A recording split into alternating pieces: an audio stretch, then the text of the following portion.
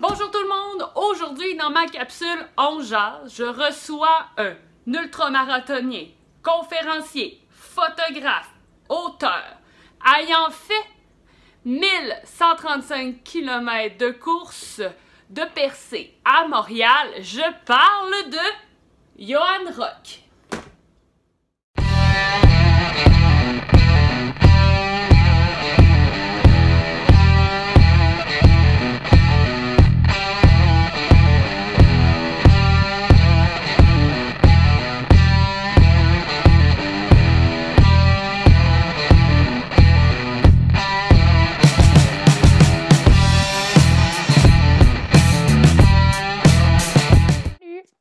Salut. Ça va bien? Merci, oui, et toi? Oui, tu m'entends bien? Super bien. Parfait, moi aussi. Fait qu'écoute, je vais te poser plein de questions, puis sens-toi vraiment libre de répondre comme tu le sens, puis écoute, ça va rouler tout ça. Parfait, merci. Parfait. Donc, première question, comment a commencé la passion pour la course à pied pour toi? Oh là, ça va faire 15 ans cette année que je cours, 15 ou 16. Je ne sais même plus, ça commence à faire longtemps. Ça a commencé progressivement. Vraiment, là, au début, je n'avais pas d'objectif particulier. J'avais aucune intention de faire de longue distance ou quoi que ce soit. C'était juste quasiment par élimination parce que j'avais essayé plein de sports avant, donc en tout genre. Et puis, en général, au bout de 3 à 6 mois, j'abandonnais parce que OK. j'avais plus envie d'aller m'entraîner, plus envie d'assister à l'entraînement. Puis, c'était toujours trop compliqué. Donc, la course à pied a l'avantage que tu as besoin d'absolument de rien, ni de personne, ni d'horaire, ni quoi que ce soit. Donc, il se trouve que ça convenait vraiment bien à mon tempérament. Et puis, c'est le seul sport, finalement, qui a réussi à s'imposer sur une longue durée. Puis, même en 2005, quand je m'y suis mis, je pense que c'était le 3e ou 4e essai pour me mettre à courir et courir sur une base régulière. Ça a été presque réussi en 2005, mais c'est vraiment en 2006 que là, j'ai commencé à courir, puis j'ai plus vraiment arrêté. Bon, à part des arrêts de quelques mois, une fois de temps en temps, pour raisons variées, mais je suis coureur depuis 2005. C'est comme ça que je calcule, en tout cas. OK. Puis, qu'est-ce qui t'a attiré à aller vers les ultras? Parce que je sais que tu avais essayé aussi les demi, les marathons, puis tu sais, à un Ouais. moment donné, il y a quelque chose qui se passe que ça fait en sorte que ça allume une petite lumière pour aller vers les ultras. Qu'est-ce qui t'a attiré là-dedans? Ça s'est fait par hasard aussi, parce que effectivement, comme tu dis, à un moment, j'avais fait un demi-marathon, puis quand j'avais fait mon premier demi, j'avais vu ceux qui faisaient un marathon au complet, c'était le marathon de Montréal, puis j'ai trouvé complètement malade. Donc, parce que je revenais chez moi, puis il passait quasiment à côté de chez moi, j'habitais sur le plateau, puis là, moi, j'avais fini de courir, puis j'en avais eu assez, puis là, je les voyais courir encore, je me dis, ils vont faire le double de la distance. Jamais je ferai ça. Bon, ce que j'ai fait dès l'année d'après, évidemment. Donc, et puis justement, ce premier marathon a été le déclic, je pense, pour les longues distances. Donc, c'était la chance du débutant, c'est-à-dire je me suis lancé. C'était à l'époque où on pouvait s'inscrire à un marathon. C'était le marathon d'Ottawa, quasiment quelques semaines avant, ce qui est plus jamais le cas maintenant. Il faut s'y prendre des mois avant. Mhm. Donc, je m'étais inscrit 3 semaines avant. Je pense avec un ami, on s'est dit, oh, on pourrait faire le marathon d'Ottawa. Ouais, tiens, pourquoi pas. Super idée. Et puis, il restait 3 semaines pour. Bah, tu peux plus t'entraîner, tu peux pas te préparer, c'est trop tard. Mais donc, j'y suis allé, puis ça s'est super bien passé. Donc là, je me suis dit, hey. Puis mon ami qui pourtant courait depuis plus longtemps, puis avait plus d'entraînement a priori, lui, ça s'était moins bien passé. Donc, c'était un premier indice qui était pas forcément super valable, valide, mais comme quoi, hey, peut-être que moi et les longues distances, on est fait pour s'entendre. Donc, sauf que là, j'ai cherché ce qu'il y avait de plus long que les marathons. Puis là, j'ai découvert qu'il existait plus long, mais au Québec, c'était en 2009, si je ne me trompe pas, que j'ai fait mon premier ultra. L'offre se réduisait à une course. C'était l'Ultimate XC à Tremblant. Donc, OK. qui faisait 58 km, quelque chose comme ça, 58-60. C'était le plus long qu'il y avait au Québec. Sinon, il fallait aller en Ontario. Là, il y avait des 100 000 déjà en Ontario. Il y en avait aux États-Unis, évidemment. Mais bon, je me dis, pour un premier ultra, 58 km, pourquoi pas. J'avais juste pas vraiment pensé que, en fait, je savais pas ce qu'était de la course en sentier. Donc moi, j'ai juste vu la distance, je me dis 58 km, c'est bien, c'est un peu plus que 42 sans être le double. Donc c'est faisable, mais bon, c'était au Mont-Tremblant. J'avais juste couru sur route avant. Donc ça s'est pas bien passé. Ça s'est pas super bien passé. Mais là, j'ai quand même, je pense, j'ai abandonné à 44 km. Donc, techniquement, c'était un ultra, mais c'est un abandon pareil. Le premier d'une longue série de DNF. Mais après, il m'a fallu beaucoup de temps pour retourner sur route. Donc, après avoir découvert le sentier par hasard et les ultras un petit peu sans trop savoir ce que je faisais, ben là, la piqûre était... J'étais dedans, là, puis après, je ne suis jamais revenu en arrière ou presque. OK. Puis là, tu sais, c'est quoi, en fait, la relation que tu as avec la course à pied? Voilà, c'est depuis le temps, là. Au début, c'était vraiment juste un loisir. Et puis, graduellement, parce que les ultras aussi, je me suis lancé là-dedans parce que justement, la course à pied commençait à être vraiment une activité à la mode, entre guillemets, là. Mm-hmm. Donc, c'est bien que ce soit mieux qu'une mode, mais il y avait vraiment de plus en plus de monde. Puis les ultras, pour moi, c'était un moyen justement de pouvoir m'inscrire à n'importe quelle course sans m'y prendre 6 mois à un an à l'avance. Donc, il y avait moins de monde, il y avait moins de bruit, c'était plus facile. Donc, je cherchais déjà comme à courir longtemps, plus. Donc, c'était une sorte de défi pour voir jusqu'où je pouvais aller. Mais c'est ça, avec les ultras, forcément, l'entraînement donc, a pris plus de temps. Et puis, avec les 3 jeunes enfants, donc là, je me dis, OK, j'aimerais bien faire un 80 km. Après, je m'étais mis en tête de faire un 160. Mm-hmm. Il fallait vraiment courir beaucoup, quasiment tous les jours. Et puis, c'est là où la course s'est inséré dans ma vie de manière quasiment irrémédiable. Quand j'ai décidé, OK, pour courir tous les jours, je ne peux pas faire ça à l'aube le matin, enfin, j'y arrivais pas. Je ne peux pas faire ça le soir, je ne peux pas faire ça sur l'heure du lunch, ça ne fonctionne plus. C'est là où j'ai commencé à faire mes allers-retours. Donc, entre la maison et le travail. Donc, en 2012, après avoir fait quelques ultras, puis je me dis, OK, là, je veux pouvoir progresser.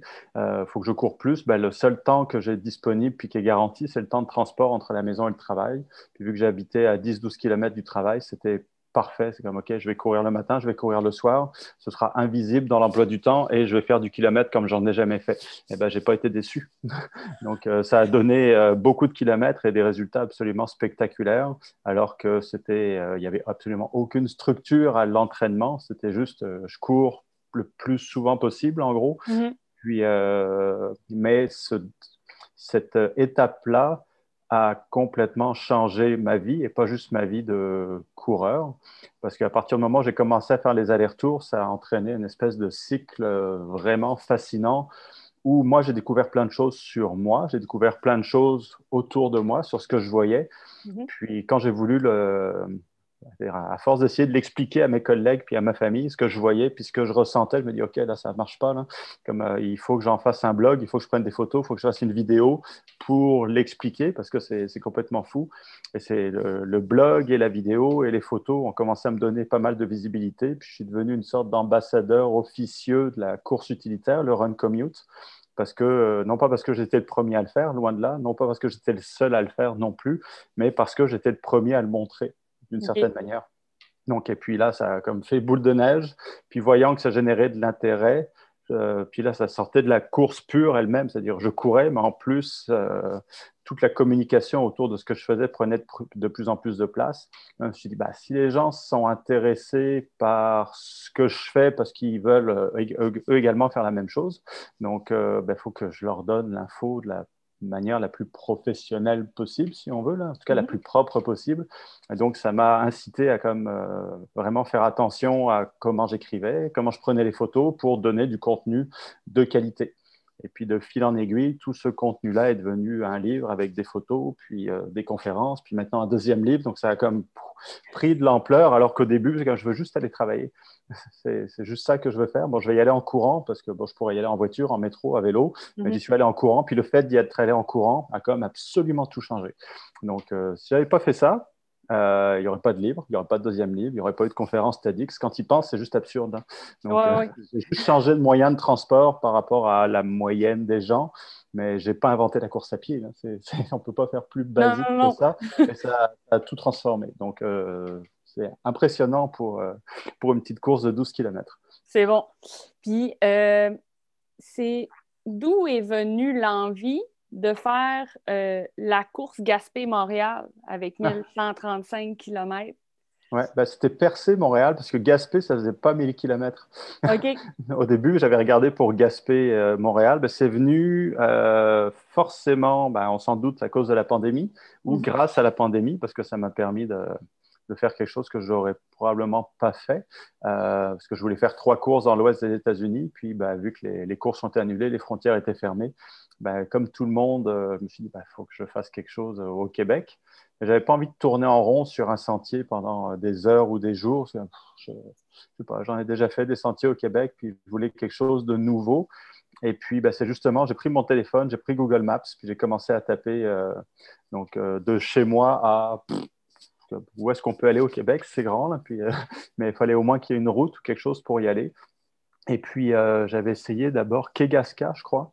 Donc, c'est sur la côte nord, puis c'est par la 138. C'est comme, ouais, peut-être, ça faisait 1000 km, mais je ne suis pas sûr que la route soit vraiment super praticable là-bas. Puis effectivement, j'ai appris plus tard que ça aurait été une très, très mauvaise idée. Il y a beaucoup de côtes, mettons. Ouais, il paraît qu'il y a beaucoup de camions aussi. Aussi. Donc, puis qu'il n'y a pas d'accotement comme la 132 où il y a un accotement pour la route verte. Donc, il paraît que ça aurait été super dangereux. Donc, je ne le savais pas avant, mais avant même de le savoir, je me suis dit, ah ben non, j'ai plutôt envie de. Donc, je vais remonter, aller en Gaspésie comme tout le monde. Je n'y suis jamais allé. Puis au début, j'avais mis Gaspé, parce que pourquoi pas. Mais là, Gaspé jusqu'à chez moi, ça faisait un peu moins de 1000 km. Je me suis dit, bah là, je vais en rajouter un petit peu pour au moins passer le 1000 km tant qu'à être là-dedans. Puis l'autre ville que je connaissais de réputation, c'était Percé. Donc j'ai mis Percé. Puis là, ça a passé le 1000 km. C'est comme, OK. Bon, ben voilà, j'ai trouvé mon parcours de remplacement.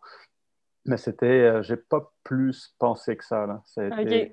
Ça a vraiment été comme un déclencheur dans ta tête. J'ai envie comme de regarder qu'est-ce qui peut s'offrir à moi, puis ça a tombé sur ce trajet-là.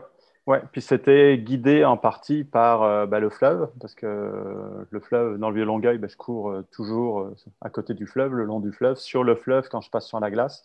Puis je me suis dit, je veux voir le fleuve dans toute sa longueur, ce sera sûrement joli.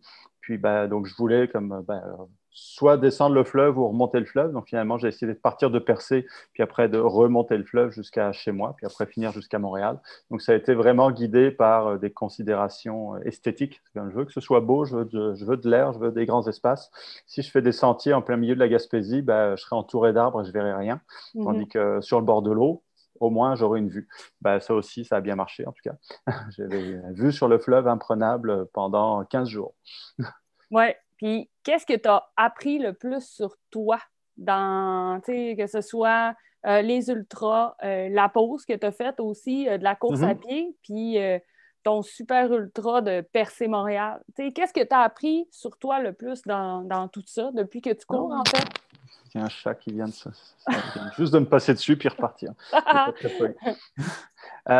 J'ai appris par hasard, c'était non pas mon premier ultra, mais c'était même pas mon premier 100 000, en tout cas le premier que je terminais. C'est là où il y a eu le déclic sur tout ce que je pouvais faire et tout ce que je pouvais encore apprendre sur moi. Le premier 100 000 que j'ai terminé, c'était en 2013. C'était dans l'État de New York, donc aux États-Unis. Et puis, c'était des conditions épouvantables. Et puis, j'avais déjà abandonné à ce moment-là, je pensais à un ultra sur 2, donc ce n'était pas exactement glorieux comme taux de réussite. C'est-à-dire, puis quand j'abandonnais, c'était toujours pour des raisons vraiment superficielles. C'est comme, ça ne me tente plus, il pleut, il y a de la boue. C'est un ultra. C'était au Québec souvent. Oui, il y a de la boue, oui, il pleut. C'est comme ça fait partie du jeu, mais c'était suffisant pour m'arrêter et me faire abandonner. Donc, cet ultra-là était exactement comme ça. Les conditions étaient épouvantables. C'était mis à pleuvoir alors que la nuit tombait, la nuit blanche là, qu'on allait passer. Il y avait de la boue partout. C'était c'était vraiment horrible. Et pour une raison quelconque, je ne sais pas ce qui s'est passé dans cette course-là, plutôt que de juste me décourager puis de dire OK, ça ne me tente plus parce que je n'ai pas envie d'avoir froid, je n'ai pas envie de patauger puis de m'accrocher aux arbres pour ne pas descendre sur les fesses. Je me suis dit non, tout ce que je veux, avant de quitter un ravitaillement, tout ce qui compte, c'est je veux juste être sûr que je suis assez en forme pour partir et atteindre le ravitaillement suivant. Je ne pensais plus du tout à la ligne d'arrivée ou même à finir. Je voulais juste comme aller d'un ravitaillement à l'autre. Et puis, ça a complètement fait disparaître justement l'espèce de vertige que tu as quand tu regardes la distance que tu as à faire, qui est complètement absurde. Hein. Et puis, donc, c'était OK. Je veux juste, est-ce que je peux faire les 8 kilomètres suivants? Comme, oui, non, peut-être. Comme j'attendais assez longtemps au bord du feu avec les bénévoles en train de boire du café ou manger une soupe.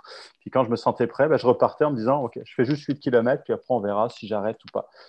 Et puis, de fil en aiguille, je suis arrivé à la fin de cette ultra. Puis, les conditions étaient tellement pourries que 75% des coureurs ont abandonné cette course-là. Et puis, donc l'ultra était difficile, mais comme les conditions étaient vraiment catastrophiques. Et je me suis rendu compte après coup que j'ai jamais eu l'envie d'abandonner, alors que j'étais en hypothermie, que les conditions étaient pourries, que je suis arrivé comme c'était affreux. Il m'a fallu, je ne sais plus combien d'heures, il m'a fallu plus d'une journée. Et puis là, pour la première fois, j'ai jamais eu envie d'abandonner, alors que tout allait à l'envers, d'une certaine manière. Puis là, je me suis dit, ah, c'est intéressant. Donc, finalement, tout se passe dans la tête parce que, justement, physiquement, ça allait très mal. Mais vu que dans ma tête, je ne me suis jamais dit que j'abandonnerais, ben, je suis arrivé au bout, contrairement à 75% de ceux qui étaient là, qui étaient forcément, quand tu t'inscris à 100 000, il n'y a pas un coureur débutant là-dedans. Donc, c'était forcément des coureurs qu'on avait tous vu d'autres. Et puis, mais cette journée-là, pour à peu près tous, ils ont dit, OK, non, ça ne vaut pas la peine de continuer. Donc là, ça a été vraiment un indice comme, OK, j'ai fini par comprendre comment ne plus abandonner parce qu'avant, ce n'était pas glorieux. Et puis, ça m'a servi après dans tous les ultras suivants de justement qui paraît évident maintenant, c'est-à-dire il ne faut pas voir la distance au complet, il faut découper ça en tout petits morceaux, donc d'un ravitaillement à l'autre, ou juste monter la colline puis redescendre de l'autre côté, juste des petits morceaux, et puis pas voir plus loin que ça ne sert à rien. C'est comme si tu n'es pas capable de faire de là jusqu'à l'arbre suivant, ça ne sert à rien de continuer. Mais si tu peux le faire, ben après tu peux réévaluer, puis est-ce que je peux aller un petit peu plus loin, un petit peu plus loin. Donc, toutes ces techniques-là, après, je les ai affinées. Donc, j'ai également appris à bien me connaître, donc savoir comment je réagissais quand j'avais froid, quand j'avais faim, quand j'avais soif, quand j'étais fatigué, pour justement découper ça en petits morceaux et ne pas abandonner à la première alerte, parce que sinon, il y a plein de raisons d'abandonner. Tu peux te faire peur dès qu'il y a quelque chose qui va mal. Et puis, en accumulant plein d'ultras, j'ai appris plein de choses sur moi, ce que j'étais capable de faire. Puis, même quand ça va mal, tu te dis, c'est comme, OK, ça va mal, c'est douloureux, c'est pas confortable, mais est-ce que c'est dangereux? Parce que c'est deux choses différentes. C'est comme tu peux avoir très mal, très faim, très soif. C'est pas du tout le fun, mais c'est pas dangereux non plus. Donc, c'est pas quelque chose qui t'empêche de finir l'ultra, a priori. Si t'as pas envie de le finir, c'est parfait. Donc, personne n'est obligé de faire un ultra puis de courir sur 80 ou 160 km. Mais quand tu t'inscris pour que tu vas aller au bout, si tu t'arrêtes à la première alerte, bon, ben, t'en finiras pas un. Puis ça m'a permis justement après de finir des grandes distances, puis d'en accumuler plusieurs par an, donc en me connaissant très très bien, et puis à chaque fois en me demandant, bon, ben, qu'est-ce qui va, maintenant que j'ai compris comment ça fonctionnait, même si on est toujours surpris de nombre de trucs qu'on ne connaît pas, qu'est-ce qui va m'arrêter?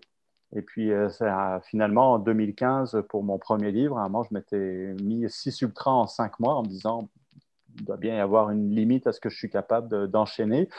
Eh bien, ce n'était pas 6 ultras en 5 mois, parce que je les ai finis les 6, puis c'était incluant l'UTMB, ensuite un Québec-Montréal, puis après la Diagonale des Fous sur l'île de la Réunion. Ça, c'était les 3 derniers de l'année en 2 mois. Puis j'ai tout terminé. Je me dis, bon, OK, il y a vraiment du potentiel pour aller plus loin.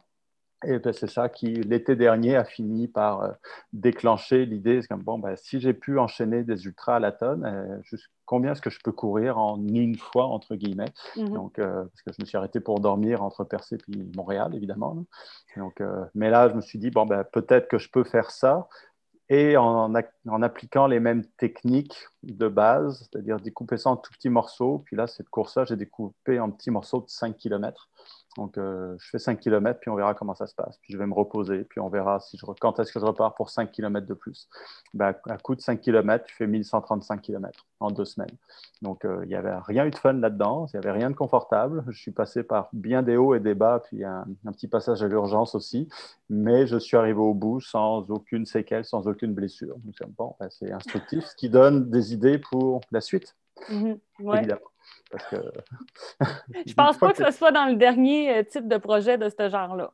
Ben non, après, c'est une fois que tu as une fois que tu es dans cette logique-là d'aller toujours plus loin, parce que forcément, comme tout le monde, je cherche où est ma limite. Puis la limite évolue tout le temps, ce qui est un petit peu un piège. Parce que ce que je fais maintenant, je n'aurais pas pu le faire il y a 10 ans. Non, Mais c'est sûr. en ce moment, je peux faire ça, mais jusqu'où je peux aller? Puis dans 5 ans, jusqu'où je pourrais aller? Donc, pour l'instant, je ne le sais pas. Puis pour savoir, il faut essayer. Le problème, c'est que moi, il faut que j'essaie de faire des milliers de kilomètres maintenant. Donc, c'est plus des petites courses qui se font au cours de la fin de semaine. Donc, c'est un peu plus compliqué au niveau organisation. Puis, t'as-tu, mettons, un moment marquant quand tu as fait le 1135 km? Tu sais, mettons, va chercher une affaire que, mettons, tu peux vraiment te dire, ça, là, c'est que ce soit une vue, que ce soit une relation avec quelqu'un, te parler avec, tu sais, ça... T'as-tu quelque chose qui est vraiment marquant dans ce... Oui, il y en aurait plusieurs, mais le truc qui me vient en tête tout de suite, c'est que plusieurs fois pendant cette course-là, je me suis demandé si j'allais la finir, puis si j'avais vraiment envie de la finir, étant donné la difficulté que j'avais des fois. Et puis, c'est vraiment le moment quand je me suis retrouvé à l'hôpital, donc à Rivière-du-Loup.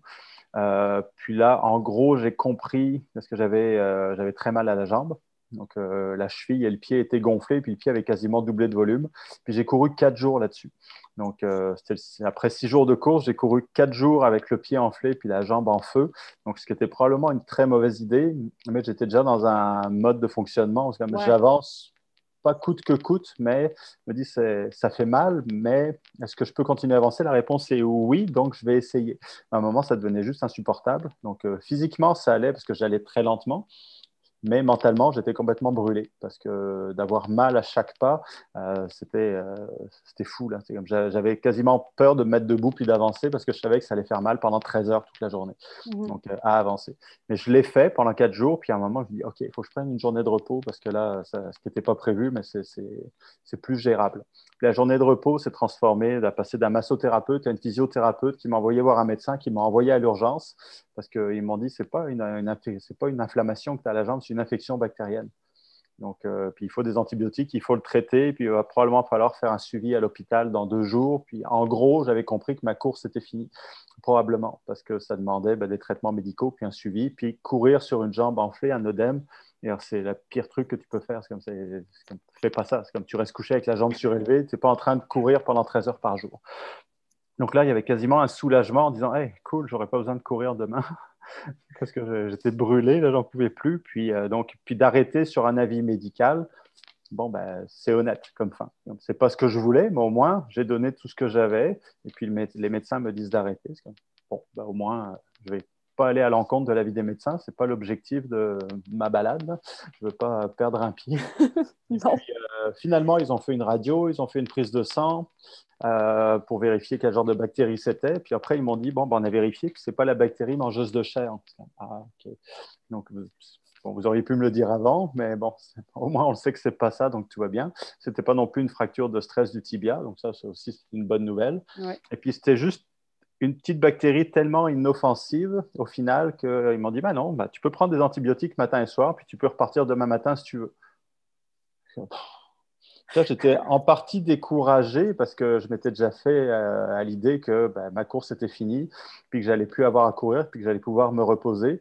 Puis là, tout d'un coup, le médecin me dit, mais non, tu peux repartir à courir. Ouais, mais c'est parce qu'il me reste 800 km. Ça me tente pas tant que ça, là.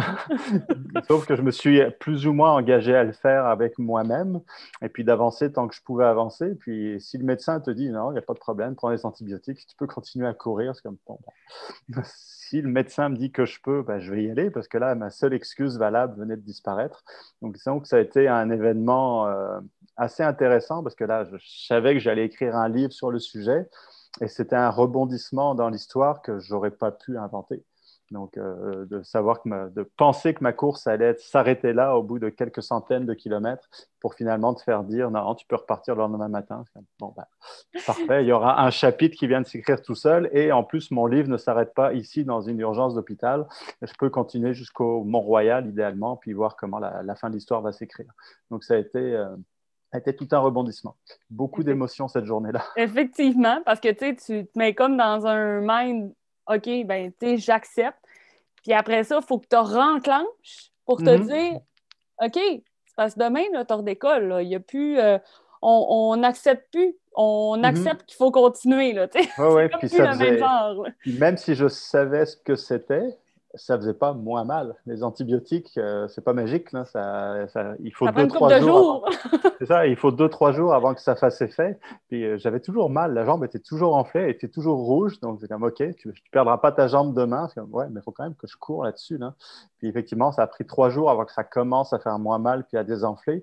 Mais ça veut dire que j'ai couru au total 6 jours avec une jambe qui faisait mal à chaque pas. Donc ça, même maintenant, je ne sais pas comment je l'ai fait. Mais c'est un indice que le cerveau modifie un petit peu son fonctionnement quand tu te lances dans n'importe quelle épreuve ou quand tu te fixes un objectif, puis qu'à un moment, ça devient juste une obsession, que le cerveau, OK, l'objectif, c'est d'atteindre le Mont Royal.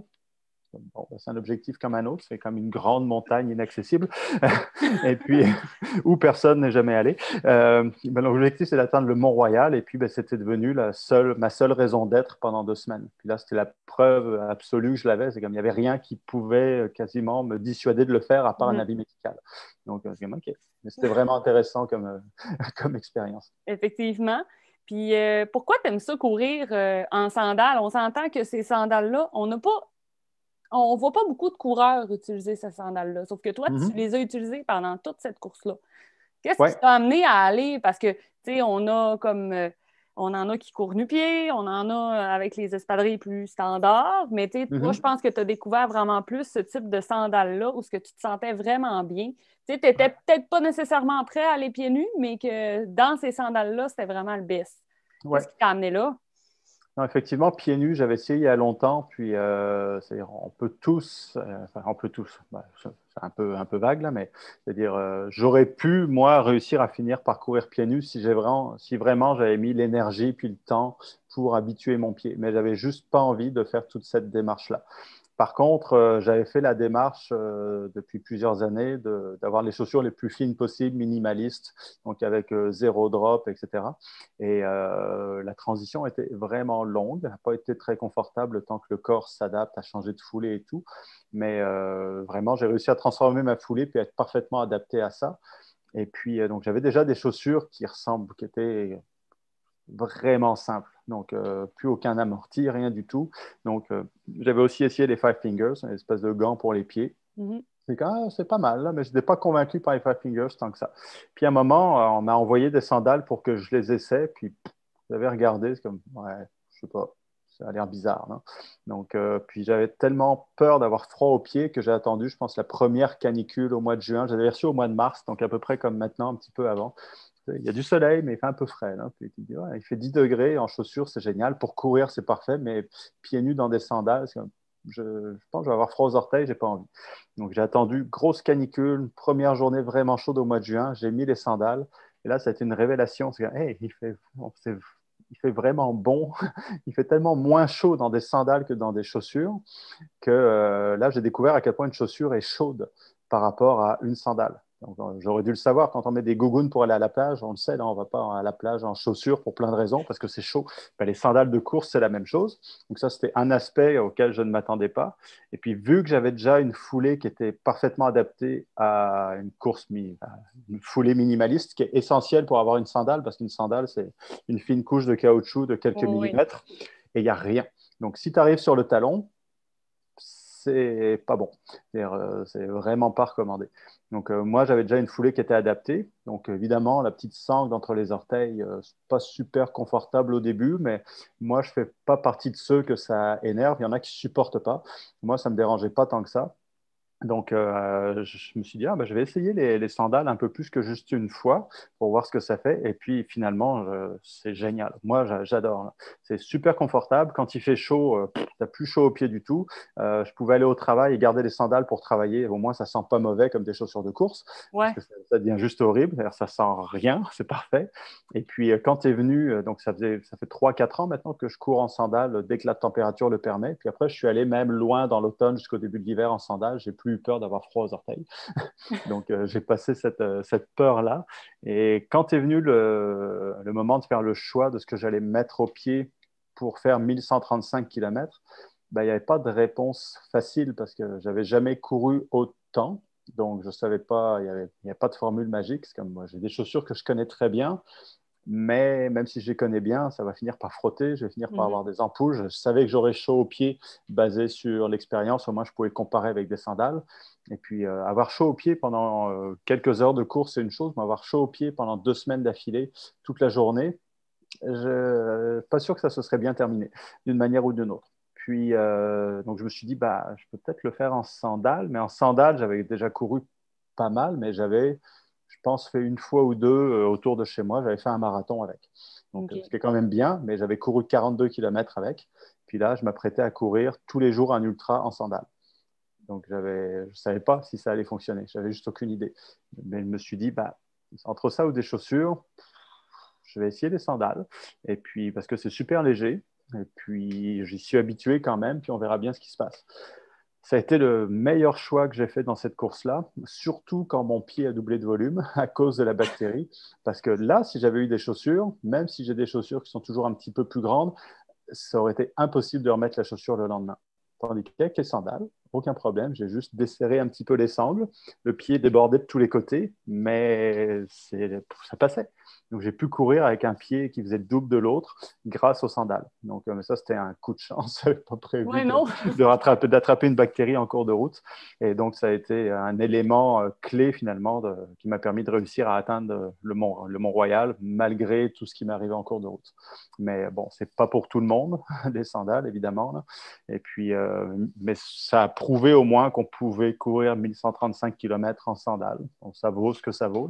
C'est faisable. Après, ça fait depuis 2012 que je cours en chaussures minimalistes, puis 3 ans et demi que je cours en sandales. Donc, il y a pas de... je me suis donné le temps quand même de m'adapter. Exact, oui. C'est quand même assez important. Là. C'est pas, on ne peut pas passer du jour au lendemain, même avec les five fingers ou dans le minimaliste. Là. C'est pas, non, très mauvaise idée.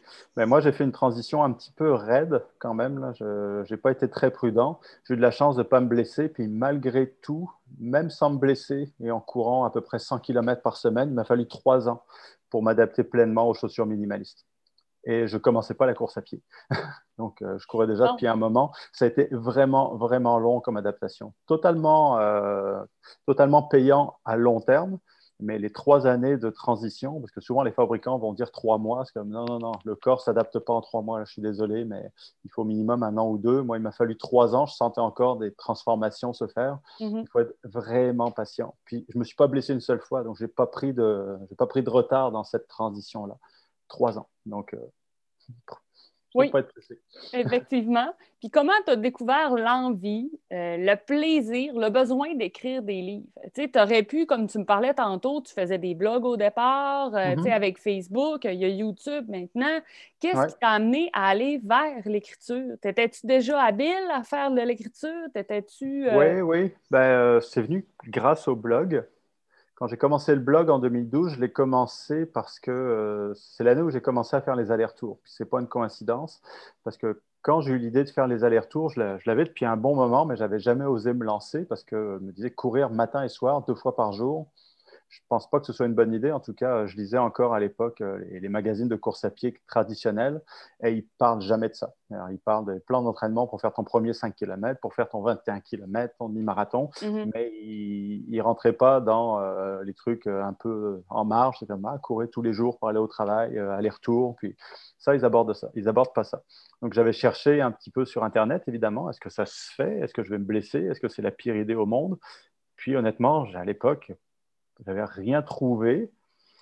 Donc, j'ai fini par me convaincre de l'essayer. Puis je me dis, vu que j'ai rien trouvé, je vais commencer un blog pour documenter ce que je vis. Comme ça va peut-être pouvoir servir à quelqu'un d'autre. Donc, peut-être à titre posthume, je ne sais pas. Mais donc, j'ai essayé. Puis j'ai écrit le blog. Puis au début, le blog était assez technique parce que c'était vraiment voici ce que je ressens, voici comment je m'équipe, voici comment je gère mon quotidien, voici ce que je découvre. Et puis, je m'ennuyais un petit peu à écrire ça. Donc, quand c'était trop technique, c'est comme, oui, c'était instructif, mais c'était pas passionnant. Puis, vu que ces courses-là me permettaient de faire des ultras, là, j'ai aussi commencé à écrire des récits de courses. Puis là, les récits de course, au début, les tout premiers aussi, c'était hyper technique. Voici comment je m'hydrate, voici le sac que j'ai. Puis Puis à un moment, ça m'ennuie, là, parce que c'est plate, là, c'est comme je raconte absolument rien de nouveau, parce que les ultras, tout le monde en fait, plein de monde en fait. Puis là, il y a des blogs sur les ultras, ça manquait pas. Et puis, à un moment, j'ai changé de style où je me suis dit, je vais m'amuser un petit peu, puis je ne parlerai pas du tout de technique, puis je vais partir dans tout ce qui va mal. Donc, parce que c'est là où ça devient drôle dans un ultra, puis ça rate jamais. Là, c'est rare qu'un ultra se passe bien. Et puis là, j'ai commencé à vraiment m'amuser et puis à trouver finalement mon style d'écriture. Donc, voir ce que j'aimais écrire. Et puis, quand tu trouves ce que tu aimes écrire, en général, tu trouves ton public aussi. Donc, ça se sent là, quand tu as du plaisir à raconter ce que tu racontes. Et puis, je me suis aussi basé, j'avais fait un certificat en journalisme quelques années auparavant. Et puis, quand il est venu le temps de raconter l'histoire d'un ultra, là, je me suis basé sur quelques techniques d'écriture journalistique pour rendre le récit intéressant. Donc là, ça veut dire mettre plein de choses de côté. Donc, tu parles uniquement de certaines choses, tu ne racontes pas tout ce qui se passe, parce que sinon, ça va être interminable, mais tu racontes uniquement certaines anecdotes qui sont drôles, puis là, tu racontes une histoire, tu ne fais pas forcément dans l'ordre, puis tu t'amuses avec ça. Et puis, en m'entraînant comme ça à écrire, je me suis... à un moment, j'ai fini par trouver vraiment mon style, puis comment raconter une histoire qui, moi, m'amuse, et puis trouver justement comme mon lectorat. Puis de fil en aiguille, là, je continue à prendre des photos pendant mes allers-retours. Puis à un moment, je me suis dit, j'accumule des textes qui sont... Donc, il y en a des moins bons, mais il y en a des bons. Donc, en filtrant, en enlevant les moins bons textes, puis en combinant avec toutes les photos que j'ai, ça pourrait peut-être être intéressant de rassembler tout ça, puis de faire un livre. Donc, l'idée m'était venue, mais comment est-ce qu'on fabrique un livre? Moi, j'en ai aucune idée. Donc, j'ai approché une maison d'édition, donc les Éditions de l'Homme, en leur proposant, j'ai des photos, j'ai un blog, est-ce qu'on pourrait faire un livre avec ça? Et puis, ils ont dit oui. Moi, j'y connaissais rien. Voici ce que j'écris, voici les photos. Puis ça les a intéressés. Et puis donc là, leur machine est partie pour m'aider à fabriquer un livre. Et donc, mais le premier livre, c'était principalement un assemblage de mes meilleurs textes de blog, plus quelques inédits. Et donc, c'est comme ça que j'ai créé mon premier livre, qui n'était pas vraiment un livre. Donc, ça s'est fait un petit peu par hasard. Le deuxième, par contre, là, là, maintenant, je sais comment ça se fabrique un livre, mais là, je ne peux pas à nouveau repartir un blog pour en faire un livre. Ça ne marcherait pas, là, une deuxième fois. Mais ça ne m'intéressait pas. Donc, le deuxième, c'était un autre exercice où là, j'ai une idée, je veux raconter une histoire, mais plutôt que de raconter des chapitres qui sont chacun une histoire qui se débute et qui se termine dans le chapitre, ce sera le livre au complet qui sera une histoire. Donc, ça, c'est un petit peu plus compliqué parce que raconter une histoire sur quelques pages, c'est bien. Raconter une histoire sur 250 pages, c'est un petit peu plus difficile, mais je n'avais pas envie de me répéter non plus. Donc, j'ai essayé l'exercice, puis apparemment, vu les retours que je commence à avoir, oui, apparemment, ça fonctionne bien. Ça part très vite dans ma région, fait que j'imagine pas ailleurs. Là, fait que... ouais. Mais c'était un autre défi qui, comme tu disais, ça n'a rien à voir avec la course à pied. Là, c'est autre chose. Là, de communiquer autour de la course à pied, c'est un autre exercice. Puis c'était super instructif comme expérience de faire un premier livre, puis là, d'en faire un deuxième. Parce qu'un deuxième, moi, j'avais envie de progresser en tant qu'auteur. Et puis, les lecteurs, ils ont envie ils veulent retrouver la même chose qui leur a plu dans le premier livre, mais ça ne peut pas être une copie conforme. Non, exact. Il faut progresser, mais sans perdre. Qu'est-ce qui a plu aux lecteurs dans le premier livre pour qu'ils le retrouvent dans le deuxième, mais il faut que j'offre autre chose quand même. Puis le premier, il n'y avait pas d'attente, parce que là, c'est un premier livre. C'est comme les gens achètent, puis après, ça leur plaît pas, mais c'est pas grave, parce que de toute façon, ils s'attendaient à rien. Mm-hmm. Mais le deuxième, forcément, ceux qui ont lu le premier ont des attentes. Et là, il ne faut pas décevoir les attentes. Donc, en tout cas, je pense que jusqu'à maintenant, ça passe très, très bien. Moi, je l'ai trouvé ce matin, fait que je l'ai pris tout de suite. Fait que c'est le prochain livre que je lis, ça, c'est certain. Bon, bonne lecture. je vais te refaire un retour là-dessus, c'est sûr et certain. Ah oui, je suis très curieux. Là, je commence à en avoir des retours. Ça fait quoi, 2 semaines et demie qu'il est sorti. Puis au début, j'étais un petit peu nerveux parce que tu l'écris, puis après, tu n'as plus aucun contrôle. Les gens, ils le lisent, puis après, ils y trouvent ce qu'ils veulent bien y trouver. Puis si ça ne leur plaît pas, désolé, j'aurais essayé, mais je ne pouvais pas le savoir. Exact. Est-ce qu'aujourd'hui, tu penses avoir un équilibre? Parce que oui, il y a eu un moment où tu as arrêté la course, je pense, après ta grosse année d'ultra, il y a eu comme un moment où ça ne te tentait pas de courir ou que ça ne disait plus rien, en fait. Ouais. Aujourd'hui, penses-tu avoir un équilibre dans tout ça? Oui, je pense que oui. oui. Non, c'était quand j'ai arrêté en 2016-2017, il y avait une combinaison de facteurs. Donc, il y avait que j'en avais fait énormément l'année d'avant, puis que j'étais fatigué. Donc, physiquement, oui, mais ça en récupère. Mais mentalement, ça a été plus long que prévu de récupérer de ça. Puis ça fait partie de l'apprentissage. Il y avait aussi beaucoup de choses qui se passaient en même temps. Donc, avec la sortie du livre, des conférences, des choses comme ça. Donc, sollicité de toutes parts. Puis, c'est pas toujours évident à gérer. Donc, en plus du travail, parce que mon travail, ça n'a rien à voir avec la course à pied. Là, je travaille en informatique. Donc, plus la famille, évidemment, les 3 enfants, plus plein de trucs. Là, les ultras, en plus, quand tu commences à en faire à Hong Kong, en Australie, ça implique de l'argent, puis des déplacements, puis du temps. C'est cool d'aller courir en Australie, mais c'est pas rien. Hein. Ça coûte cher en temps, puis en argent, puis en investissement, en tout genre. Donc tout ça, ça a commencé à me peser. Puis évidemment, il y avait une pression sur le couple aussi à ce moment-là. Donc, puis le couple, d'ailleurs, n'y a pas résisté. C'était pas juste ça le problème. C'est jamais un seul problème. Ça a été un des révélateurs.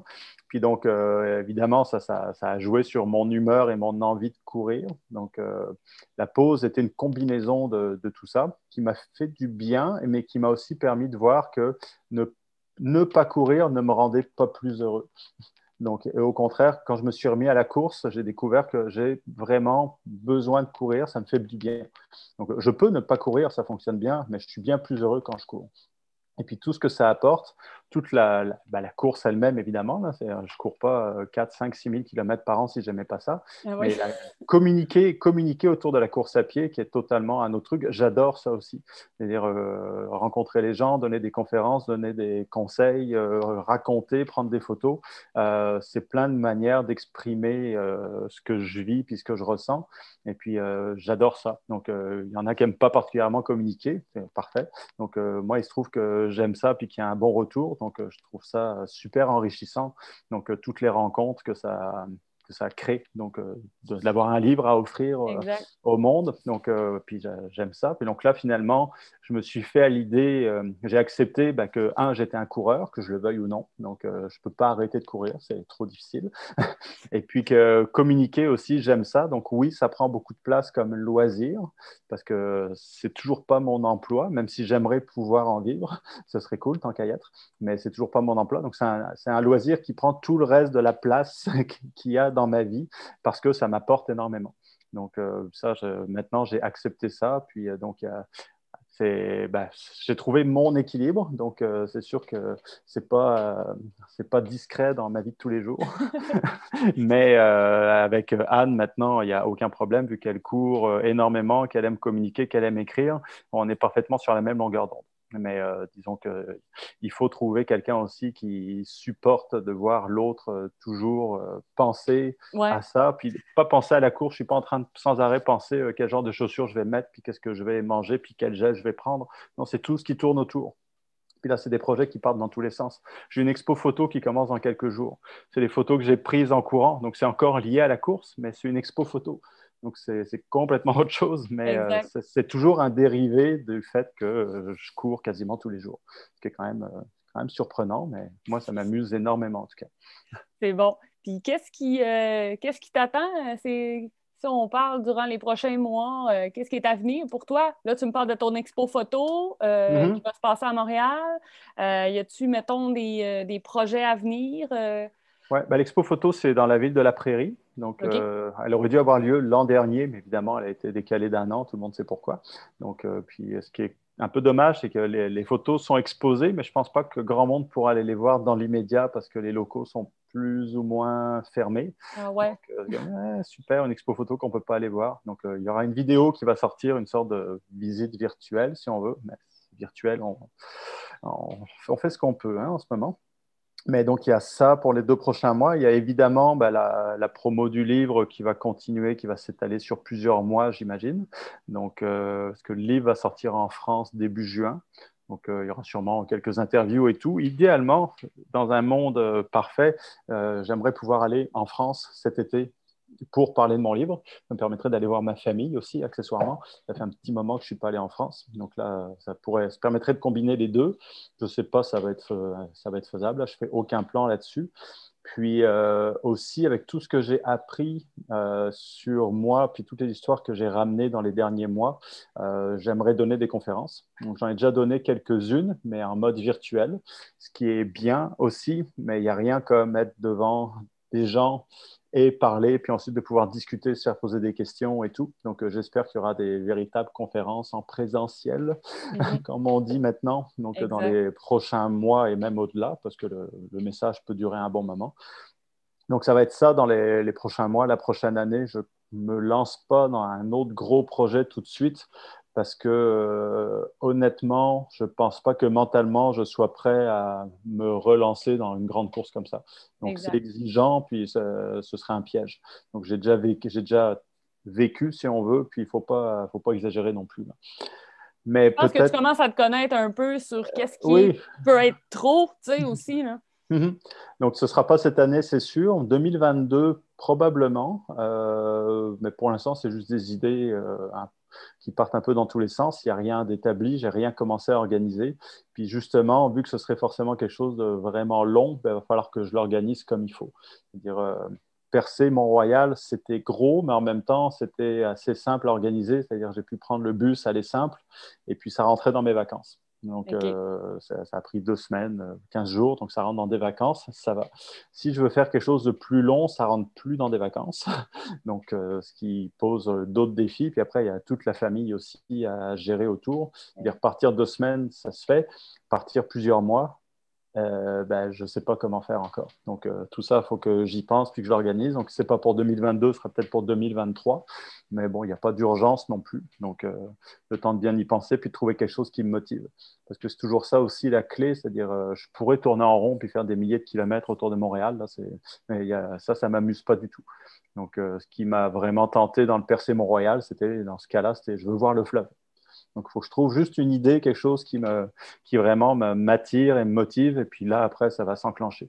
Pour l'instant, c'est un peu flou, mais ça va se mettre en place. Non, c'est bien correct. C'est bien correct. Puis, tu sais, on s'entend que tout ce qui se passe autour de nous, ça va se. Tu sais, en tout cas, on espère que tout va se replacer de façon positive, mais tu sais. Donc, dans 2-3 ans. J'ai aucune peur qu'il va y avoir, tu sais, une petite graine qui va venir se germer dans ton esprit pour un autre bon projet. Oui, ça va finir par arriver. C'est quasiment inévitable. Parfait. Fait que je voulais te remercier, en fait, de m'avoir accordé ce moment-là. Ça fait plaisir. Je me sentais vraiment, tu sais, quand tu m'as répondu, j'avais hâte. Puis, oui, parfait. Bien, hier, là, j'écrivais mes questions, puis on dirait que je lisais des choses sur des choses dans le passé, par rapport à des courses, puis tout ça. Puis, ça venait germer plein d'affaires dans ma tête. Puis, je me disais que j'avais vraiment hâte de lire tes livres. Là. Ça, c'est clair, net et précis. Ouais, je pense qu'ils vont te plaire, là. Mais, j'étais vraiment contente d'avoir cette conversation-là avec toi. Puis, comme tu me disais tantôt, rien ne vaut, en fait, un présentiel. Mais ce qui en ressort depuis quelques semaines, c'est des rencontres incroyables. Puis j'ai hâte de vous rencontrer aussi en vrai. Il y a des événements de course, il y a des choses comme ça qui vont arriver. Fait que, je te remercie grandement d'avoir pris ce temps-là pour moi. Ça fait plaisir. Merci en tout cas de m'avoir invité. Donc, puis bonne chance avec ton podcast. C'est tout récent, je pense? Oui, podcast aussi, YouTube. Fait que, c'est tout récent. Ça fait 1 an, en fait, que je suis sur YouTube, que, c'est un peu dans la même veine que toi, là, parce que j'ai envie de donner des informations, informer les gens au meilleur de mes capacités. Mais le fait de rencontrer des coureurs, puis c'est vraiment de milieux différents, c'est de dire aux gens, qu'il y a des choses qui sont possibles. Comme coureur, tu peux être un athlète élite comme pas non plus, puis de faire ça de façon récréative, mais que ça t'apporte un bien. J'ai parlé à Karim la semaine passée. On s'entend que dans l'esprit des gens, on a entendu ça à la télé. C'est de dire ça se fait, mais Karim est une. Écoute, Blaise, c'est ce qu'il me disait, c'est une bébite incroyable. C'est pour moi, de faire les capsules On jase, c'était vraiment d'approcher des coureurs d'un milieu complètement différent. Puis jusqu'à maintenant, je suis tellement pas déçue. Oui. Puis on s'entend que de te parler à toi, c'était de dire, écoutez, j'ai couru 1135 km. C'est quelque chose qui se fait. Puis quand, en plus de ça, tu nous racontes ta péripétie à l'hôpital où tu as une bactérie, tu ne sais pas ce qui se passe, mais finalement, tu le termines. On s'entend que ça vient sortir un peu de l'imaginaire de les gens, de monsieur, madame, tout le monde qui court. Fait que c'est ça que je trouve intéressant. Oui, c'est sûr. Puis ce qui est intéressant aussi, j'avais remarqué il y a longtemps, c'était une conférence que j'avais donnée, c'était sur mes ultras, puis justement un petit peu ce dont on vient de parler, là, ce qu'on vit quand on court un ultra. Puis j'étais particulièrement fier à la fin parce qu'il y a une dame qui était là, qui, elle, pour plein de raisons, elle a des problèmes de santé et tout, n'arrivait à courir que maximum 5 km. Donc, chacun a ses capacités, chacun son histoire. Et puis, elle m'avait dit, la manière dont tu racontes de ce que tu vis quand tu cours un 160, je ressens exactement la même chose quand je cours un 5 km. Bon, ça veut dire que ma conférence est réussie parce qu'il ne faut surtout pas dire je n'arriverai à convaincre personne de courir 1000 km, ni même un 160. C'est comme chacun fait ce qu'il veut. Et puis, ce n'est pas pour tout le monde des grandes distances. Sauf que ce que tu vis après, pendant 5 minutes, 1 heure, une journée ou 2 semaines, on passe tous par les mêmes états d'âme, puis des hauts et des bas, puis des techniques mentales que tu développes pour arriver au bout de ce qui est pour toi un gros défi, c'est universel. Donc, puis quand elle m'a dit ça, je me dis, bon, au moins, j'ai bien dû raconter mes histoires parce qu'elle arrive à s'identifier alors qu'on est d'une certaine manière diamétralement opposés au niveau de ce qu'on veut faire. Le seul point commun, c'est qu'on court, mais la course, c'est hyper vaste. Puis qu'elle s'identifiait à ce que je lui racontais, c'est comme parfait, comme ça fonctionne. Donc, c'est ça l'avantage. Toi, tu parles à plein de coureurs, puis chacun peut retirer un enseignement de tous ces coureurs qui sont hyper diversifiés. Oui. Ce que fait Karim, c'est comme courir pieds nus, comme je t'ai dit, j'y ai pensé. J'ai juste même pas la patience de commencer à m'y mettre. Non. Mais donc, ça permet par contre d'aller chercher, moi, des idées dans ce qu'il fait. Lui, il va peut-être chercher des idées dans ce que je fais, puis dans ce que fait un tel. Puis on prend tous des bouts à droite et à gauche, puis après on les adapte à soi. Parce qu'il n'y a pas de recette universelle. Donc, ça, c'est sûr, mais on peut s'inspirer. Ça se fait. Bon, au moins, je sais que ça se fait, donc je peux peut-être faire quelque chose, moi aussi, qui ressemble, puis après, je vais l'adapter à ma réalité. Parce qu'en tant que coureur, qu'on aille dans n'importe quelle ville, qu'on aille dans n'importe quel pays, que ce soit un événement organisé ou pas, on se dit tout salut, puis on a tout un peu le même feeling, que ce soit en sentier, sur route. On se parle, puis on sait exactement comment l'autre se sent. On a tout un état mental un peu différent et qui a été travaillé de façon différente. Et là, pourquoi qu'il y en a dans les ultras va avoir une facilité plus qu'un autre. Et à l'inverse, on prend des gens qui courent demi et marathon. Je vais prendre moi, où je me sens dans mon élément, mais que pour un ultramarathonnier qui court en sentier, ce sera pas du... c'est ça qui est intéressant dans la course, c'est qu'il y a tellement des éléments que quand on se parle, on se comprend tout. C'est ça qui est un peu capoté dans cette beauté-là. Oui, alors que c'est d'une certaine manière, il y a autant de sports différents qu'il y a de coureurs. Chacun l'aborde de sa propre manière, mais il y a un petit truc commun qui nous relie, là, est vraiment intéressant. Non, c'est sûr que tu fais des belles rencontres, j'ai aucun doute là-dessus. Ah oui, puis de t'entendre, je pense que j'en aurais pris encore. Puis écoute, on relancera une partie après des projets que tu auras, ça c'est certain. Il y aura d'autres occasions. Il y a peut-être d'autres questions qui vont devenir quand tu auras lu le livre en plus. Là, donc, oui, ça se peut. Fait qu'un gros merci. Je te souhaite une super belle journée. En tout cas, ici, c'est le ciel bleu. Sky is the limit. Je vais te laisser profiter, oui, exactement, de ta belle journée. Puis parfait, je te remercie encore de m'avoir accordé ce temps-là. Parfait, merci à toi. Merci beaucoup. Bye. Bye.